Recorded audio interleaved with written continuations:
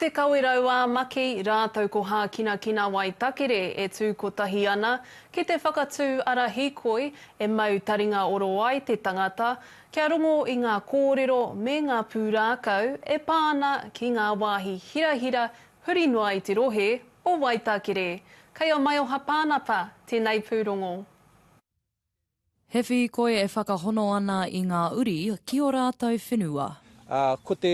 Ko te kaupapa nei, ko active whakapapa, he momo rautaki pea, he momo tauira me pēwhia ki te whakaako i tērā o ngā whainga o te hitori ārohe, ngā tikanga Māori, te reo, te whakarauore i te reo Māori, me ngā kōrero e pāna ki te whenua nei. Ka puta mai te kaupapa hou, ko te pūkenga nui, he hōtaka whakangungu pea e hāngai pū atu ana ki ngā rangatahi Māori ki te ako i ngā hītori mo te whenua.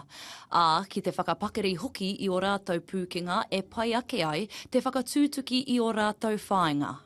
I entered this internship because I wanted to help people learn about the local iwi in a different way, walking through nature and exploring it in the real feel, you know, kind of understanding more.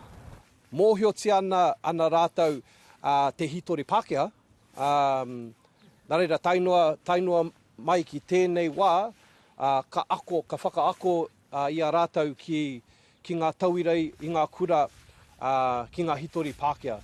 Engari, me pēwhia ki te rangahau, ki te kohi ngā pūrākau, ngā kōrero o te whenua nei.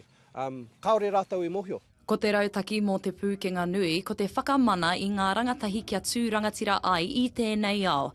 Kia tū hoki hei māngai mā te Kawerau a Maki, e mate aone ake ai ki o rātou tūranga waiwai. A lot of people our age they don't really feel connected and like they have a purpose, so it's quite important for them to learn about it.